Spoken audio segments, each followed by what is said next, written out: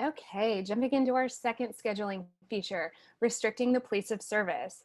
This is going to be an awesome feature for your scheduling team, but really for your billing team. So why would you want to restrict a place of service? This is going to remove an extra scheduling step, and it's going to potentially increase your clean claims by setting up a default place of service.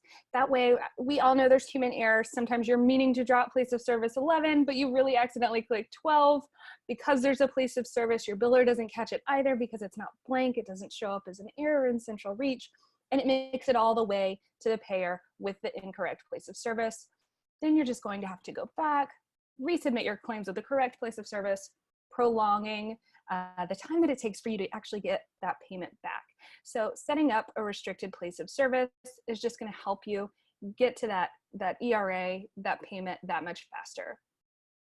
So let's go ahead and jump in. I'm actually going to take us right back to our authorization screen. Let's see, we had that set up for Monica. Perfect. So right back in her authorization, we see 97153. We want to restrict this place of service for this service code to the office. So let's go ahead and click that edit pencil again. From the first pop-up, the general tab, we're going to go one over to service codes. So we see her 97153. Just to the right, enforce place of service. It is optional. Just click the drop down. We're going to choose place of service 11 here and save. The setup for it is really that simple. The awesome part comes in when you're adding this into an appointment. So let's go back to our calendar. Let's get another appointment down for Monica. Let's go back to today. Again, with our rockstar therapist, I'm going to put this in for Monica. So now, as I'm putting, let's say I'm a scheduler and part of my workflow is coming through, adding this appointment information in. I choose a place of service, but instead of clicking 11, which is what I really intend to, my mouse drops a little and I click 12. Okay, it lets me put that in there. But when we go to add in our code that has that service code set up to enforce the place of location, it changed it to office for us. Automatically, no extra step. The system's going to go ahead and correct that human error for you right away, set it to office, create appointment, we're good to go. So now let's say you don't have the permission, you don't set it up correctly. It's going to give you an error letting you know. Let's take this code out. I'm going to put it to 12, add this code, changes it to 11. Let's say I come back after the fact, change it to 12.